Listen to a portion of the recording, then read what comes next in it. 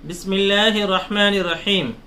मुहतरम नाज़रीन, अस्सलामु अलैकुम वरहमतुल्लाहि वबरकातुहू।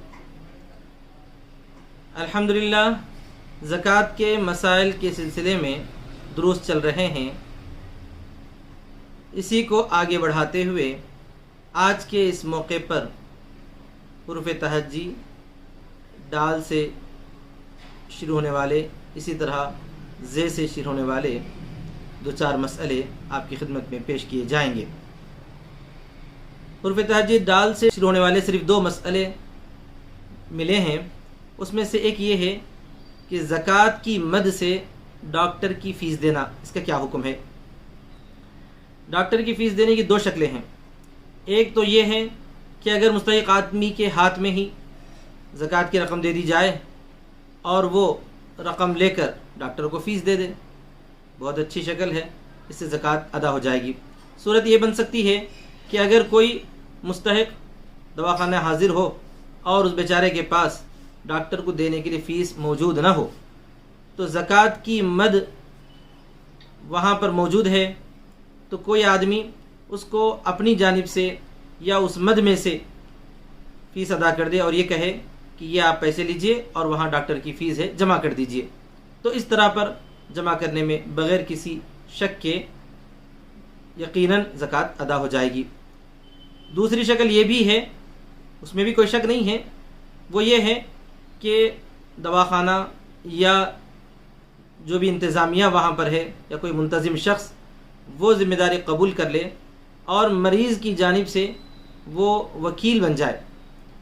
यानी ये कि जब मरीज़ हाजिर हो तो उसको ये कहा जाए कि आपके पास अगर फ़ीस अदा करने की सकत नहीं है तो हम जो है, हमारे पास कुछ रकम आई है ज़कात की मद वग़ैरह से, उसमें से आपकी फ़ीस हम अदा कर देंगे, आप हमें उसकी वकालत दे दीजिए। ज़बानी या तहरीर तौर पर उनसे वकील होने की तस्दीक़ हासिल कर ले, फिर डॉक्टर को अगर फ़ीस अदा कर दी जाएगी तो ज़कात अदा हो जाएगी। लेकिन बिना उसको बोले या बग़ैर इस तरह उसके हाथ में पैसे दिए कि सिर्फ़ मरीज़ आए और यूँ कहे कि मुझे फ़ीस अदा करने के मेरे पास ताकत नहीं है, तो उसकी जानिब से ख़ुद ही बग़ैर वकील बने ही कि अगर अदा कर देंगे तो फिर ज़कात अदा नहीं होगी। इस फ़र्क़ को मलहूज़ रखना बेहद ज़रूरी है। इसके बाद और एक मसला है डाल से शुरू होने वाला, डेयरी फार्म। डेयरी फार्म के बारे में ये वाज़ेह हो जाना चाहिए कि डेयरी फार्म के लिए जो भैंसें या गायें ख़रीदी जाती हैं उनसे मकसद दूध हासिल करना होता है।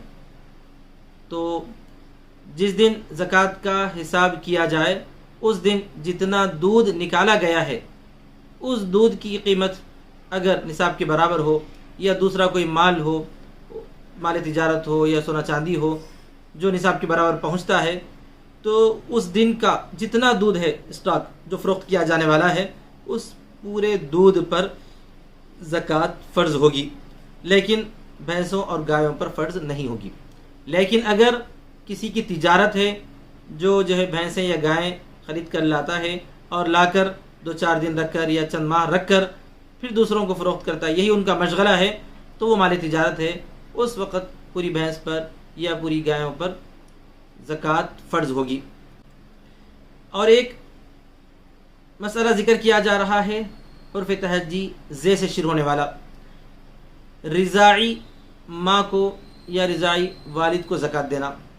रिज़ात बोलते हैं छोटे बच्चे को ऐसी मुद्दत में जबकि वो बिल्कुल छोटा हो, दूध पीता बच्चा हो, 2 साल की मुद्दत या एक कौल के मुताबिक 2.5 साल की, उस मुद्दत में अगर किसी खातून ने यानी इसकी माँ के अलावा किसी और ख़ातून ने इसे दूध पिलाया है तो वो ख़ातून इसकी रज़ाई माँ बन जाती है। रज़ाई माँ हकीकी माँ जैसी नहीं होती। रिश्ते में या निकाह के बारे में मुहर्रमात के अंदर वो शामिल हो जाती है और उसको माँ का दर्जा दिया जाता है और उसकी बेटी को बहन का दर्जा दिया जाता है। लेकिन रज़ाई माँ को ज़कात दी जा सकती है, कोई हरज की बात नहीं है। इसी तरह उस खातून को के शोहर को भी जो कि रज़ाई वालिद होते हैं ज़कात दी जा सकती है, कोई हरज की बात नहीं है। और एक मसला है रुपया तिजारत में अगर मशगूल है, मिसाल के तौर पर एक जगह तिजारत चल रही है और किसी आदमी ने अपनी कुछ रकम उस तिजारत में शामिल कर दी, तो क्या उस पर ज़कात का हुक्म है? हाँ, यकीनन इस पर भी ज़कात का हुक्म लगता है। जितना हमारा रुपया, जितनी हमारी रकम तिजारत में मशगूल है, उस पूरी रकम पर ज़कात फ़र्ज़ है।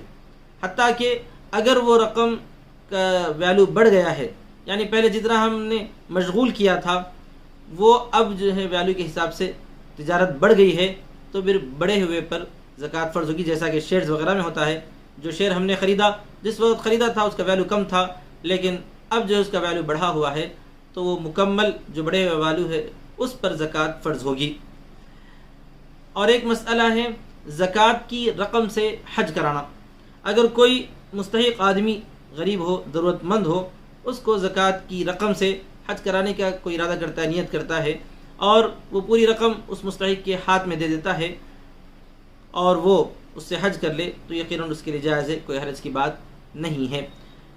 तो ये चंद मसाइल थे जो आज के इस मौके पर ज़िक्र किए गए हैं। दुआ है कि अल्लाह तबारक व तआला तमाम मुसलमानों में जिन जिन की ज़कात निकलती है उनको हिसाब से मुकम्मल तौर पर ज़कात अदा करने की तौफ़ीक़ नसीब फ़रमाए। व आखिरु दावाना अल्हम्दुलिल्लाहि रब्बिल आलमीन। एक गुजारिश ये है कि जिन हज़रात ने पहले की अक़सात न देखी हों तो आप लोग वो अक़सात देख लें, ताकि आपके जहन में कोई सवाल हो तो हो सकता है कि उसका जवाब उन अक़सात में से किसी में आपको मिल जाए। जज़ाकुमुल्लाहु खैरा व अहसनल जज़ा। वस्सलामु अलैकुम व रहमतुल्लाहि व बरकातुहू।